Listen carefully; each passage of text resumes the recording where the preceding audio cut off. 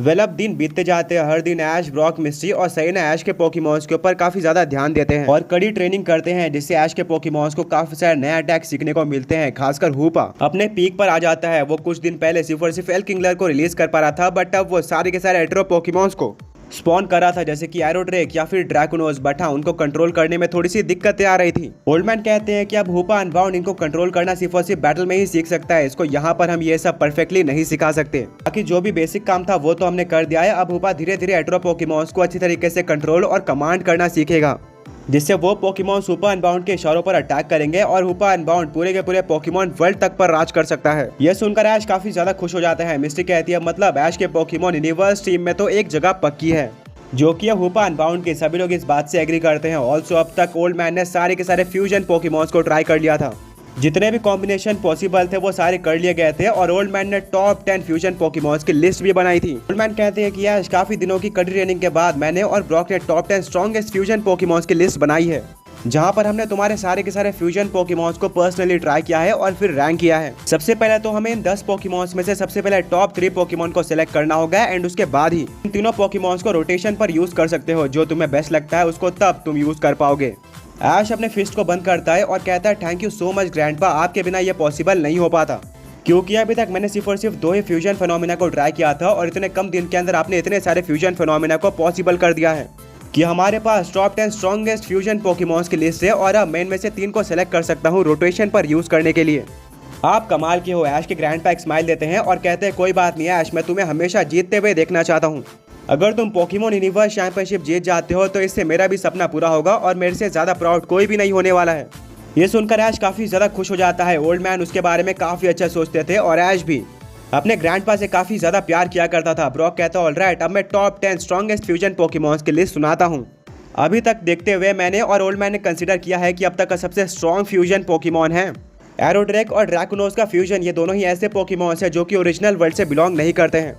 Still इनकी power और potential काफी ज्यादा हाई लेवल पर है और इसीलिए इनका फ्यूजन इतना ज्यादा कमाल का होता है कि हमने इसको नंबर 1 पर रखने का डिसाइड किया है। तो हाँ, नंबर 1 पर होगा ड्रैकोड्रेक, जो कि काफी ज्यादा स्ट्रॉन्ग है।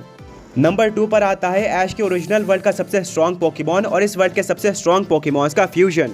मिस्टी कहती है मैं समझ गया, क्या तुम आर्सियस और एरोड्रेक की बात कर रहे हो? ब्रॉक कहता है कि हाँ बिल्कुल, तुम तो काफी स्मार्ट निकले। इन दोनों पोकेमॉन्स का फ्यूजन बन जाता है आर्कोड्रेक। ये दोनों Pokemons god level power possess करते हैं और दोनों के पास ही शक्ति है पूरे के पूरे पोकेमॉन वर्ल्ड को कंट्रोल करने की। इसीलिए मेरे अकॉर्डिंग है नंबर 2 पर ठीक है। और नंबर 3 की बात करी जाए तो यहाँ पर अगेन ऐश के 2 काफी स्ट्रॉन्ग पोकेमॉन्स आते हैं। यह है एरोड्रेक और म्यू 3 का फ्यूजन, एक ऐसा पोकेमॉन जिसको ऐश ने रिसेंटली कैच किया था, यानी कि म्यू 3। एंड एरोड्रेक तो यहाँ पर भी आ चुका है। इन दोनों पोकेमॉन्स का फ्यूजन बनता है एरो 3।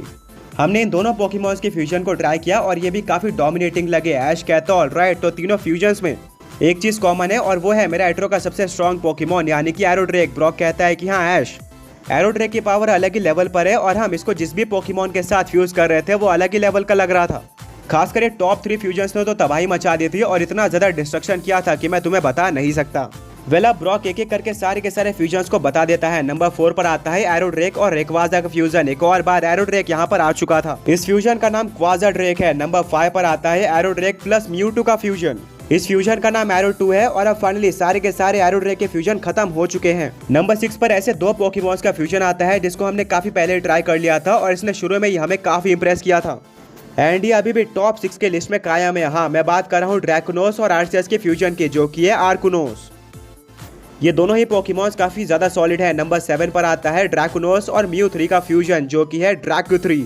नंबर 8 पर आता है ड्रैकुनोस और रेक्वाजा का फ्यूजन, जो कि है क्वाजुनोस। और नंबर 9 पर आता है आर्सियस और म्यू 3 का फ्यूजन, एक और एक काफी ज्यादा इंप्रेसिव फ्यूजन, इसका नाम R3 है। वहीं पर नंबर 10 पर आता है आर्सियस और रेक्वाजा का फ्यूजन, इसका नाम क्वाजियस है। वेल, ये है हमारे टॉप 10 की लिस्ट। क्या ऐश तुम इससे एग्री करते हो? ऐश कहता है कि हाँ ब्रॉक और ग्रैंडपा, मैं इससे पूरी तरह से एग्री करता हूँ। 10 के 10 फ्यूजन काफी ज्यादा स्ट्रॉन्ग और सॉलिड हैं। मैं इसमें कोई भी कमी नहीं निकाल सकता हूँ। ब्रॉक कहता है ऑलराइट ओल्ड मैन, अब इन सारे पोकेमॉन्स के ओनर नहीं मान लिया है कि हमारे लिए सही है, तो हमारा यहाँ पर काम खत्म होता है। अब आगे के टॉप 3 स्ट्रॉन्गेस्ट फ्यूजन पोकेमॉन्स तुम्हें ढूंढने होंगे। इसमें मैं और ओल्ड मैन थोड़ी बहुत हेल्प करेंगे, पर ज्यादा काम तुम्हें करना है क्योंकि ये फ्यूजन्स आगे जाकर तुम्हें इस्तेमाल करने हैं। तुम्हें इनके स्ट्रैटेजीज और अटैक ज्यादा अच्छी तरीके से पता होंगे और क्या पता इस लिस्ट में काफी ज्यादा बड़े उलटफेर आ जाए और हमें एक डिफरेंट टॉप 3 फ्यूजन पोकेमॉन्स देखने को मिले। ऐश अपने फिस्ट को बंद करता है और कहता है बिल्कुल ब्रॉक, मैं अपने बैटलिंग स्टाइल, अटैक्स और स्ट्रेटजी के हिसाब से इन सारे पोकेमॉन्स को शफल करूंगा एंड फिर देखूंगा कि कौन सा फ्यूजन मेरे बैटलिंग स्टाइल पर ज्यादा सूट करता है और उसी में से मैं टॉप 3 स्ट्रॉन्गेस्ट पोकेमॉन को सेलेक्ट करने वाला हूँ।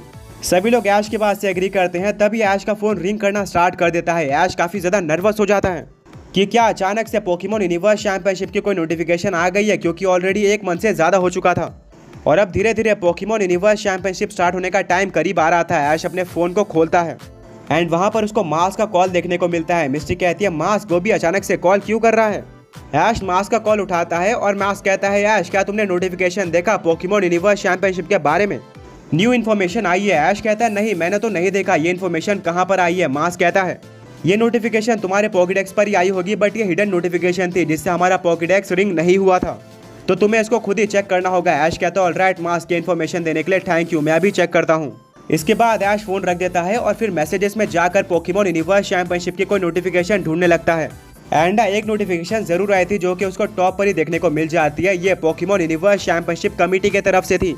ये नोटिफिकेशन ये थी कि ऑलमोस्ट सारे के सारे पोकेमॉन वर्ल्ड के पोकेमॉन ट्रेनर्स रेडी हो चुके हैं पोकेमॉन यूनिवर्स चैंपियनशिप के लिए, बट क्योंकि ये काफी ज्यादा बड़ी चैंपियनशिप है जिसके लिए हमें सारे के सारे पोकेमॉन ट्रेनर्स को दूसरे वर्ल्ड में माइग्रेट करना होगा, इसीलिए हमें सबसे पहले सारे के सारे पोकेमॉन ट्रेनर्स की कंफर्मेशन चाहिए होगी और ये मैसेज सारे के सारे उन पोकेमॉन ट्रेनर्स की तरफ जा रहा है जो कि अपने वर्ल्ड के टॉप 4 पोकेमॉन ट्रेनर्स हैं, जैसे कि एट्रो के टॉप 4 पोकेमॉन ट्रेनर्स हैं एलेक्स, लाइट, ऐश और मास्क। अब नीचे अपना नाम लिख दो और कहो मैं एग्री करता हूँ दूसरे वर्ल्ड में माइग्रेट करने के लिए और पोकेमॉन यूनिवर्स चैंपियनशिप में बैल करने के लिए। अगर तुम एग्री नहीं करते हो तो हम तुम्हारी दिक्कतें सॉल्व करने की कोशिश करेंगे, बट अगर फिर भी तुम्हारी दिक्कतें सॉल्व नहीं होती है और तुम मन बना लेते हो कि अब तुम दूसरे वर्ल्ड में नहीं जाओगे और पोकेमॉन यूनिवर्स चैंपियनशिप से विड्रॉ करते हो, तो हमारे हाथ में कोई भी रास्ता नहीं है, हमें दूसरे पोकेमॉन ट्रेनर को रिप्लेस करना ही होगा।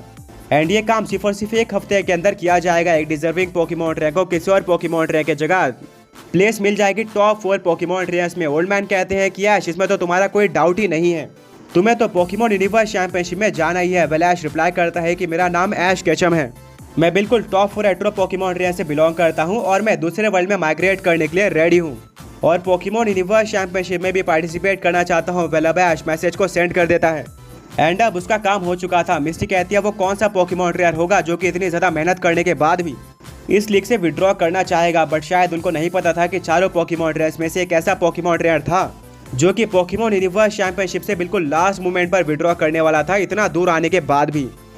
एंड ये ऐश, उसके फ्रेंड्स, इवन हम लोगों के लिए भी काफी ज्यादा शॉकिंग होने वाला था। वेल, वो कौन सा पोकेमॉन ट्रेनर है, कमेंट्स में गेस करो।